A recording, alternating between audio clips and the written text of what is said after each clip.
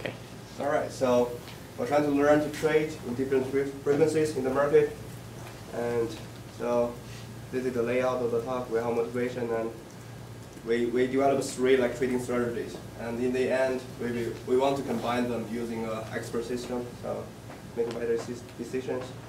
So here's the motivation. And first one is challenging because the financial data really, usually very, very noisy. And the reason is when the financial market started, it's not really noisy because the trade actually, the price actually reflects the supply and demand. But now there are 90% of the people are just professional traders. They don't have the need to buy stuff or sell stuff, to just trade. So that's considered the noisy part. And another reason is it's challenging because there are a lot of financial professionals on the street trying to compete with each other, who can build a better model to make more money. And the second reason we did that is it's rewarding. And if it's a class, we can make a lot of money, I hope. And the third one is mysterious because in this area, people never publish the good models. So all the published ones are kind of, So here is what the data looks like. And here's the level 2 data, means we only have the trade price and the volume. So for each, actually there should be another label called millisecond, but we didn't pay you have to buy that label. So we didn't pay the money to buy it. You only have the accuracy of second. So these are in order, but we just don't have the label millisecond. And at each millisecond if you list all the trades and volumes. And here's the level 2 data. It actually tells you at each second, a millisecond, it tells you what the bid price is. Bid price is the price that these guys want to buy. And the offer price is the price that someone wants to sell. And they give you the bid size, offer size, and so on. So the first thing we tried is we try to use HMM to do the prediction. And the reason we did that because HMM is flexible and also it has attractive features like simplicity and general mathematical tractability. So, and the third reason is, in the financial world, people believe the stock returns, in the long run, should be normal. They model the stock price as log normal, so that's. And this is the simple HMM model. The x-T's are hidden market states, and y-T's are observed returns. And we use the first example we use is the daily return for Google from 2007 to 2012. And so here is basically it means we try the final model we decide is the 2-state Gaussian with Gaussian observations. And that means there are 2 states for the x, and yt given xt is Gaussian with some mean and variance. So here are the estimates from the model. That means in state 1, the mean is 0.1%, and the variance 1.8, and similarly for state 2. And here is the routine. I don't know how to say that. What? Viterbi parts with Gaussian observation. So, can you see the color clearly? Not really. Okay, so there are some green dots and red dots. Wow. Wow. So, okay, so basically the green dots are state 1, all the points, and this is and the red dots are point 2. You can see clearly that. Basically, next time make the figure larger, okay. Because what you're getting is aliasing. And so basically, you can see it's a really nice feed because you can see the right ones. There is a clear economic interpretation of this because you can interpret the state. You can interpret the state 2 as a bear market. In the run is going down, and the state 1 as a bull market is going up. And also the variance of state 2 is bigger. That agrees with our observation on the market because market crashes. The market don't just go up in a day, but it can crash in a day. So usually the market go up slowly and then crashes. So this is the transition matrix for our estimates. This means from state 1 to state 1, from bull market to bull market, there's a really high probability. And from bull to bear market, there's a low one. And this is from bull market to bear market. This is from the bear to bear. And the initial probability doesn't matter. It's just what's the probability of the first state is. And this is the diagnosis of our model. The green line is the green line is the true residues, and the black line is the normal density. So you can see that it fits reasonably good in both states. And so why do you only have 2 states? I will talk about it later. That's model selection. We tried a lot of things. Okay. Yeah. So, okay, here's another, instead of using Gaussian for the operations, we use mixture of Gaussians. And here are the estimates of the mixture of Gaussian. I mean, if you look at the table, economically it makes perfect sense. And here is a better graph. This is the similar to that one. The green ones are in state 2, means it's bear market. The red ones are the bull market stuff. I mean, the previous one is similar, but it's just, you can see from here, from the transition matrix, these states are more stable. It tends to stay where it is because we allow the extra flexibility inside the state. Yeah, and this is the diagnosis. It's better because it's more parameters, basically. And here's why I mean, you might wondering why we select the 2 states HMM. And actually, we tried a lot of things. I mean, we tried 3 states with the Gaussian or mixture Gaussian, and 4 states with mixture Gaussian. It turns out, if you try 3 states, 2 of them will collapse to 1. That means the transition probability from, for example, we have 1, 2, 3 states. The transition probability from state 1 or 2 to 3 is nearly 0. And then from 3 is nearly 1 to 2. So basically it's just a noise. And then we try the higher frequency data. I mean, now the example is daily data. We tried hours, minutes, and seconds, and milliseconds. It turns out, I mean, intuitively it makes sense because the higher frequency you have is noisier. So in that case, increase the number of states does improve the fitting. And I mean, yeah, our idea is we can integrate we can label a time set by is that a bull day, bull hour, bull minute, or bull seconds, and then try to integrate these indicators to make a better decision. Yeah, the 2 state Gaussian has a clear economic integration. Means that the bull market and the bear market, and there is a. Yeah. I think that's it for the HMM. And next, Royan will present the Markov decision process for the. Okay. So our second methodology is the reinforcement learning. It is appealing. HMM is a very good forecast model, but the reason, but there's a big drawback for HMM is that it is only a forecast system. So the forecast system won't directly lead to a profit trading strategy.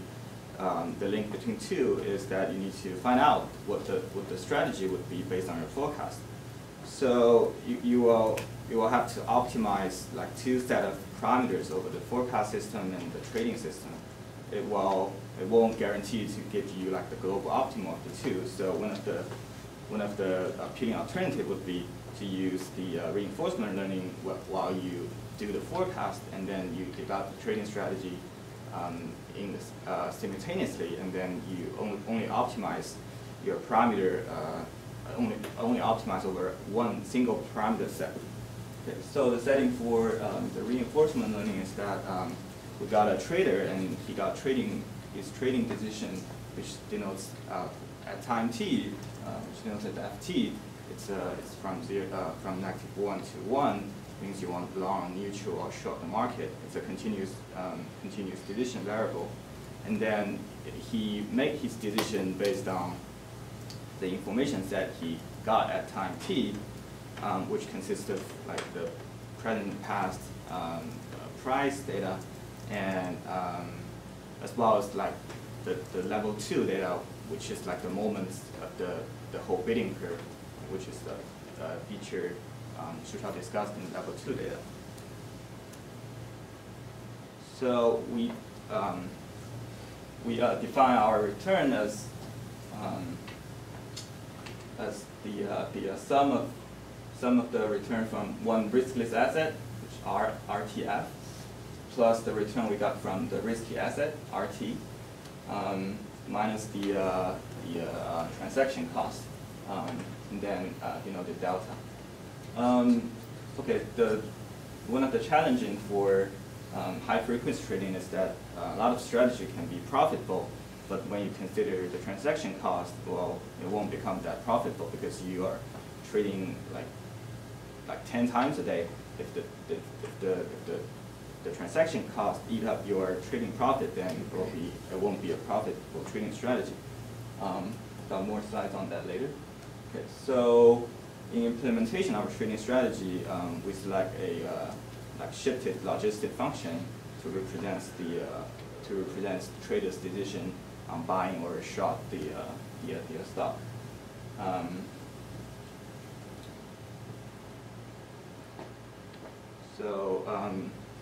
In our model, we focus on optimizing the Sharpe ratio instead of just the final period return for several reasons. First of all, Sharpe ratio is one of the most important utility functions used in financial industry.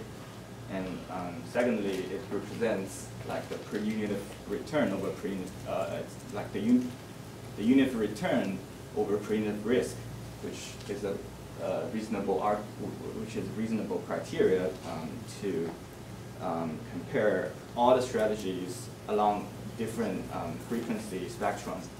So we're trying to use that's the reason behind what we are trying to optimize the Sharpe ratio. And one more thing is that the Sharpe ratio is hard to optimize because of the nonlinear feature of this ratio. So the way we try to optimize this Sharpe ratio is by first we plug in the empirical Sharpe ratio instead of the original one. So it will be the empirical mean of the return and empirical second moments, and then there's a normalizing factor. So, and then we're trying to use the stochastic gradient descent on this Sharpe ratio. After some math, we can get the form for this derivative, and the good thing is that it's in a nice form where we can of the as a summation of the derivative over different data points, so we can use the stochastic gradient descent method to speed up the algorithm. And then one more variation we use in this model is that instead of using equally weighted return to calculate the empirical Sharpe ratio, we try to use a exponential weighted return to help us focus on more the recent data, recent return instead of the past return. Because the equal weighted return works well if the underlying process is really a Markovian process, while actually in the stock market it won't be like the ideal Markovian process. Okay, this is the empirical. This is exponential. this is how we calculate exponential Sharpe ratio. So if the eta is higher, we focus more, we give more weights on the recent return instead of the previous one, and then k eta is another normalizing factor to help us get an unbiased estimator of the Sharpe ratio. Okay, this is the performance of our strategy.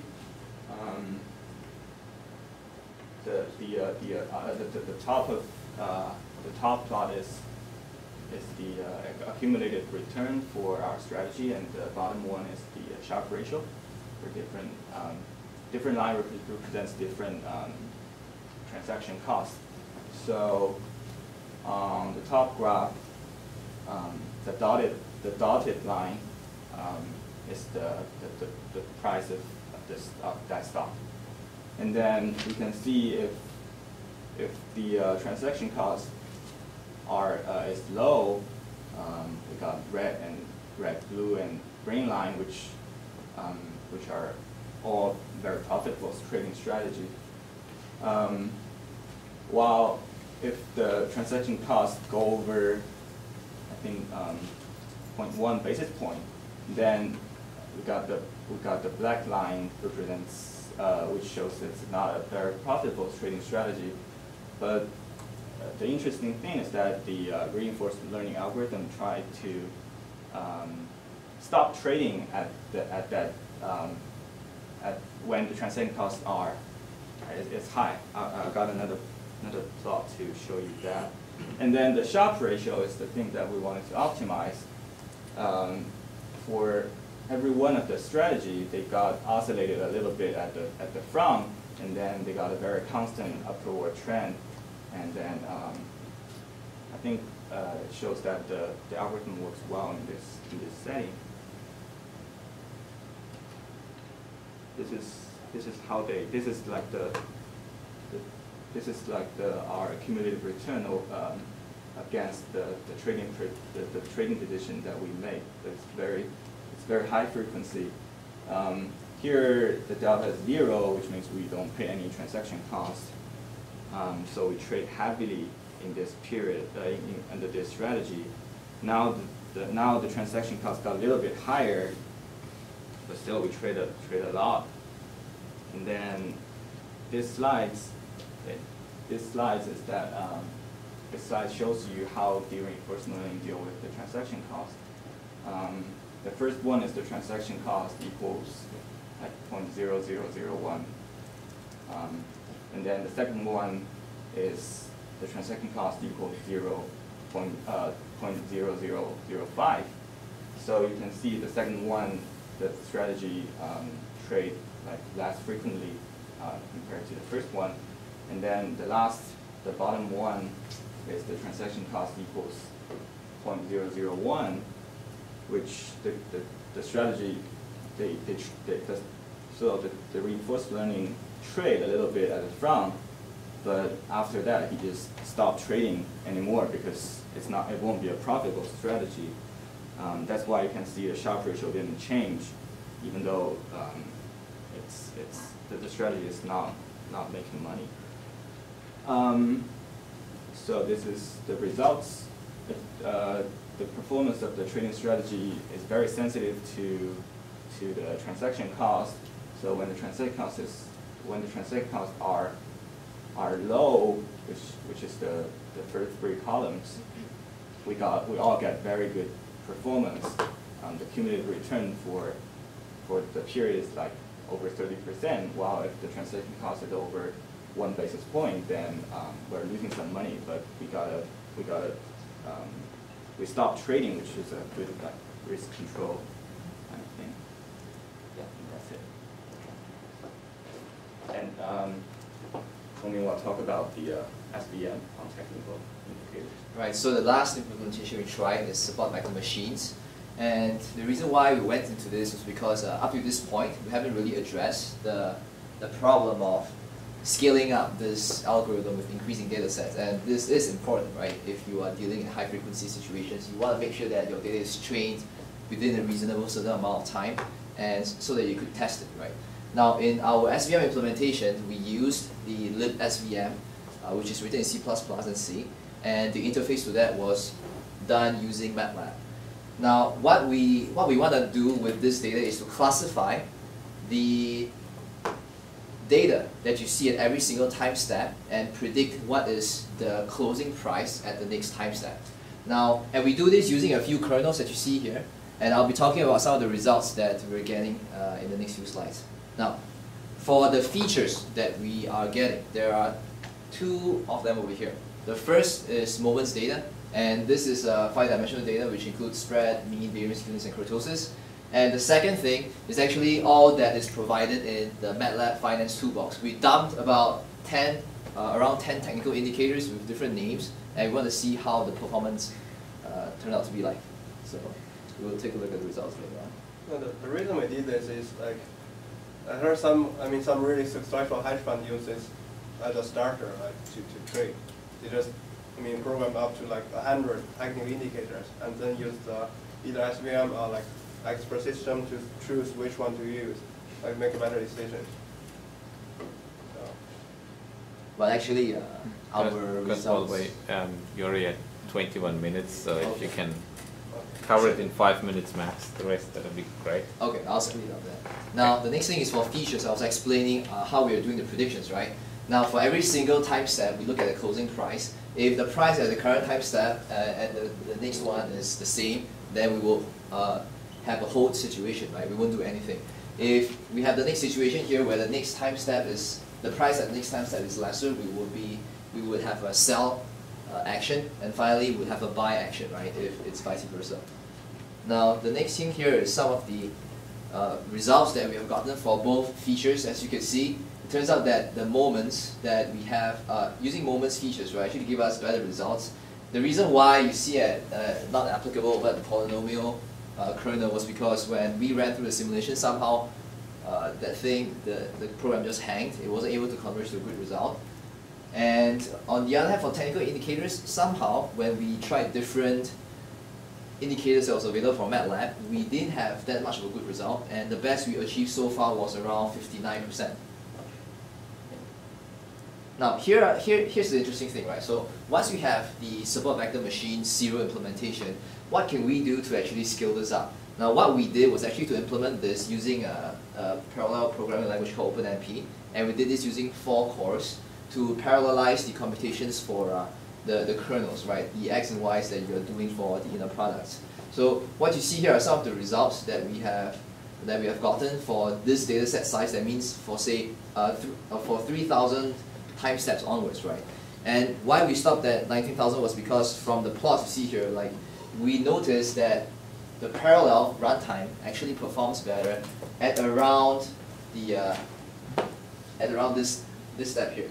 So could that be the case? Because if you have a multi-core system, and if you want to parallelize kernel computation, you're actually making things harder for yourself, because you basically, because otherwise you're already calling a linear algebra library, and that's already parallelized. So that would explain why you essentially get the same speed in both cases. I see.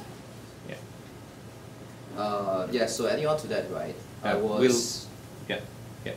Yeah. So adding on to that, I was skeptical about the results. So I did some averaging, and these results are like average over 4 or 5 runs for each instance. Yeah. Right. So this is our conclusion. Like what we have achieved so far with this time is to try 3 different models, and our future work is really to apply this in an expert system setting, right? To integrate all these 3 strategies into one that hopefully could really earn profits. So, any questions?